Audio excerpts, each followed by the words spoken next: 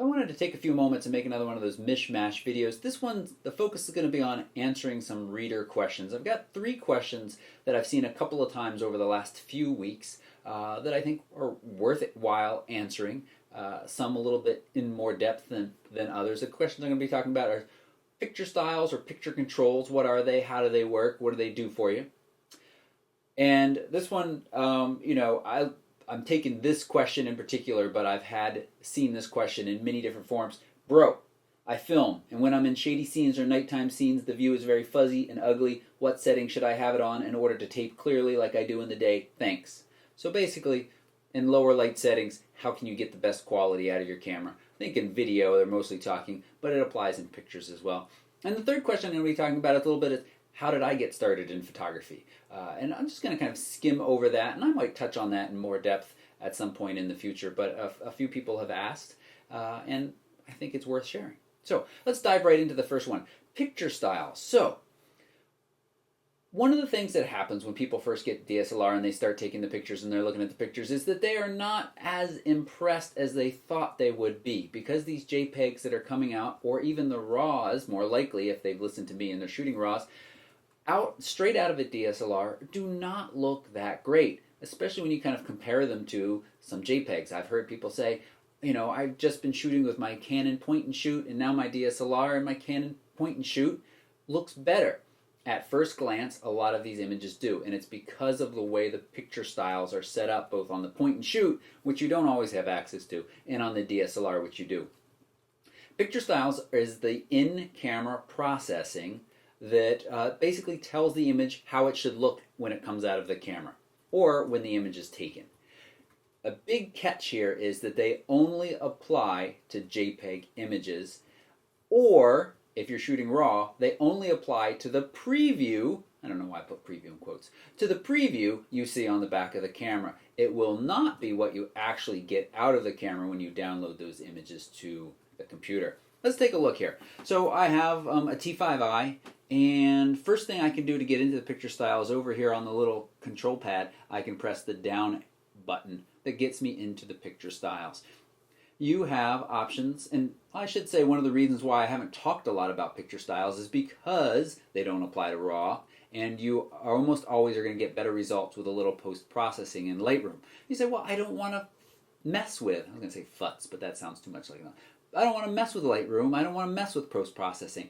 Well, there's ways in Lightroom, and I've showed it in other videos, where you can, as you bring those pictures in, apply some post-processing automatically, so that all you basically are doing is importing them and then sending them off where you want. They're already tweaked nicely, and you have the option of tweaking them more. But let's look here. So we have our auto, we have our standard, and there's really not much difference I can see between those. We have our portrait, our landscape, neutral, faithful, monochrome, and then you have some user-defined ones. If we want to look at what any of these do, or we should, well, let's go to faithful. That's a boring one. Let's start at our standard one. And if I press info on the back of the camera, or the little info button here, it will take you into these settings. So picture styles are often made up of several different settings with various values: sharpness, contrast, saturation, and your color tone. Now, the reason why a lot of point and shoot JPEG images look great is because the sharpness is punchy, dialed up, and the contrast and the color are all, it's very rich. They come out quite nicely processed, but you don't get a lot of latitude in changing them, and if you look carefully, you don't have a lot of detail, and you zoom in. I had a great message from somebody the other day that had just gotten a D5300, took a picture of their German Shepherd and could not believe the detail in the eyelashes of the German Shepherd, and it wasn't that close of a picture to begin with. It was kind of a full body and then eyelet. It's cool. It's very cool. So, I mean, I'm not saying point and shoots are better, but what I'm saying is JPEGs coming out of point and shoots will often look a little bit better. So you can mess with these settings, and you can, if you want to, go in here and dial the sharpness up a little bit. If you're going to be sharing images on Facebook, be really careful about bumping up the sharpness, because Facebook does some sharpening as well, and very quickly images can look kind of crummy. You can increase the contrast a little bit. You can increase the saturation. You can increase the color tone. I actually don't quite know exactly what the color tone does. I don't think that's the same thing as white balance necessarily, but it's in there. So now you can see these settings across the top. The first one was our sharpness, our second one was our contrast, our color, our saturation, and then our color tone kind of gives you an idea, all of those. And of course you can set your own over here. Go into, go into, gotta press info detail set. Go in and set this up like you want. So again, I use these very, very little because they don't impact the way raw files look. It's quite interesting. In fact, you can even, let's go back into it for a second. Let's go to the monochrome picture style. Let's turn live view on, and look, the live view is black and white. If we take a picture, I got it all in manual focus, so I'm just going to take the picture. It's black and white. Notice that I'm shooting raw and large JPEG. And let's go back and play it. And this is image 9400. So I'm going to throw this up, the JPEG, on the screen, and then I'm going to throw the RAW up. And look, the RAW still has the color information in it. So we're only seeing the preview or the JPEG if we had that option. If we were shooting RAW only on the back of the camera, we would still see the black and white because it is using a JPEG preview that is embedded in every RAW file, but the RAW file itself isn't going to have that information. So, picture styles. They allow you to dial in the way your images, your JPEGs look coming straight out of the camera. Where it is a little bit bigger of an issue is shooting video, because then picture styles are impacting that video, and unless you're shooting the Magic Lantern software, you aren't able to shoot raw video, and you have a lot less latitude and post-processing control over the way the video looks. I shoot most of my video out of the 5D Mark III on standard or auto, and it does a decent job. Sometimes I play around a little bit with it. I don't do enough fancy video, but what they say is if you want kind of the most malleable file, you should shoot in faithful or a very dialed down kind of neutral picture style, and that gives you a little bit more latitude in post-processing, but not a lot, because video is basically a JPEG. It's very similar unless you're shooting raw video. So, picture styles. Control the way your JPEGs look coming straight out of the camera. If you're shooting JPEGs and you want your pictures to look a little nicer, go in there and bump up your contrast, your sharpness, and your saturation. Just a little bit. Don't overdo it. If you are shooting raw, you could have ignored all of this, but maybe it was interesting to know. All right, let's talk about the second one. Filming in lower light. Do you want me to read that again? When I film in a shady scene or night scene, the view is very fuzzy and ugly. What setting should I have it on in order to tape clearly like I do in the day? So the bummer part of this is there's no magic answer. There's no setting that in lower light that suddenly makes your camera much better, perform much better. This fuzziness that we're talking about is the ISO, your film speed. I can put that in quotes. As you raise that sensitivity, you get more and more noise out of the sensor, and that translates to this grain in the image. The only thing you can do is get your ISO lower, and to get your ISO lower, you need to let in more light. You can let in more light by slowing down your shutter speed. So if I go to a video mode, right now I'm shooting at 1920 by 1080 at 24 frames a second. If you follow that rule of thumb, your shutter speed should be 2 times your frames per second. So 24 frames per second, it's 48. Closest shutter speed you have to that is 50.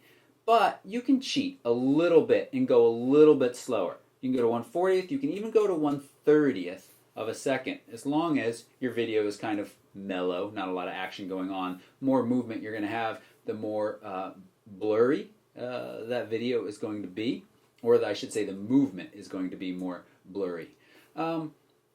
But you can go down to 1/30th of a second. You can't go lower than that because of the whole way the electronic shutter works as the video is framing at 24 frames a second. You can open up your aperture as wide as possible, and this is where having access to a prime lens, the 40-8 that we've been talking about a lot lately, the 51-4, those are going to give you a lens that has a very wide aperture. It's going to let in more light. And also, make sure when I'm talking about this, I'm using a Canon right now, but this applies across the board. There's no magic setting in any camera. They're all, basically the physics of light and time apply to all of these cameras in the same way. And so it doesn't matter if you're shooting with a Canon or a Nikon. As that ISO goes up, the files get noisier. So a prime lens that gives you a very wide aperture, you can open that aperture up several stops, and then that will allow you to lower your ISO back down several stops. That's it. You can turn on lights. You can turn on big, bright lights to avoid that. But the other part of this answer is being in control of your settings. If you're letting the camera on auto, especially auto ISO, I got an interesting question from somebody tonight about shooting with their flash on and said the camera is still deciding to bump that ISO up to like 3400, 3200, And again, be in control of your settings. These cameras oftentimes do not make the most intelligent decisions, and with a little bit of watching my videos and thinking for yourself, you can help the camera to make better decisions, or at least limit it from making really dumb ones. So, no magic answer there. Get a wider aperture, slow down your shutter speed, turn on brighter lights. That all is going to let you lower your ISO, which is going to keep your video from getting fuzzy. All right. So, and the last question, it's kind of a doozy. How did I get started? It depends on how far back you want to go. I was always interested in photography, loved traveling as a kid and teenager, and loved taking pictures. Did not try to be fancy, just took pictures of whatever I was doing, and mostly scenics and landscapes and things like that. In college, I was studying to be a science teacher, and inspired by some of the faculty that I was working with who had these huge collections of images.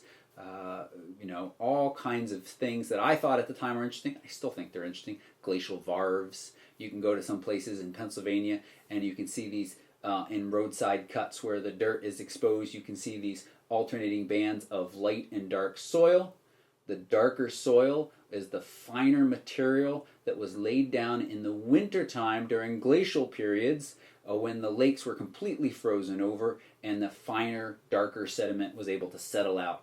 And then in the summertime, you got these lighter sediments. So, it was cool to take pictures of this, think about teaching, 8th grade science is where I started to think about teaching them.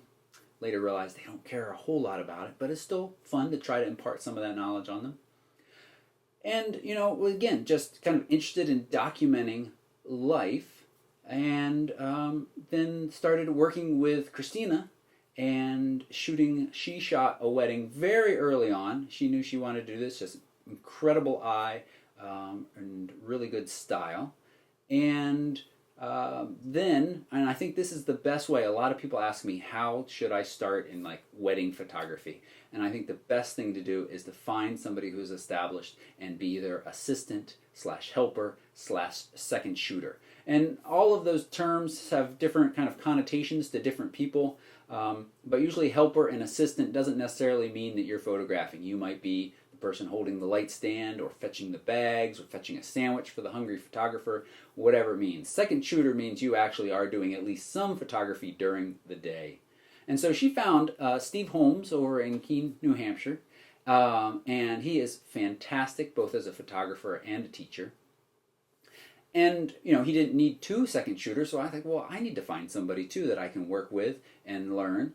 And I found Greg Nesbitt over in Bennington, Vermont, and he is primarily a food photographer, but he also does weddings. He's an incredible food photographer, and I'd love to, at some point, interview both him and Steve and bring them in for additional perspectives about different things in photography. I think they have lots to share that you all would find interesting. And so I shot some weddings with him, and, got that experience. I was both, a bag holder and a light holder and a second shooter at times. And through that was able to kind of build up a portfolio. And how did I find Greg? Well, I just started emailing. I Googled wedding photographers in my area and just started sending out nice emails that said, hey, this is what I'd like to do. I'd like to be an assistant, help you. Here's a small portfolio I have, both from shooting with Christina, and I had actually shot a friend's wedding as well. And we can have another discussion about whether or not you should be shooting friends' weddings and stuff. It's a little scary when I look back on it. It came out all right. But when you don't have a lot of experience, I really highly recommend the route of going with somebody who has experience, being their assistant, and then once you're ready, kind of starting out on your own. But starting out on your own from cold nothing is difficult. It's very difficult. So, and yeah, I think that's pretty much it. And then through that, Christina started shooting more and more of her own weddings, and I was her second shooter and have continued to be her second shooter. And that's brought us up to now. And I think the question was just how I got started in photography, not necessarily how I got talking to you all, but we can talk about that at some time too. All right.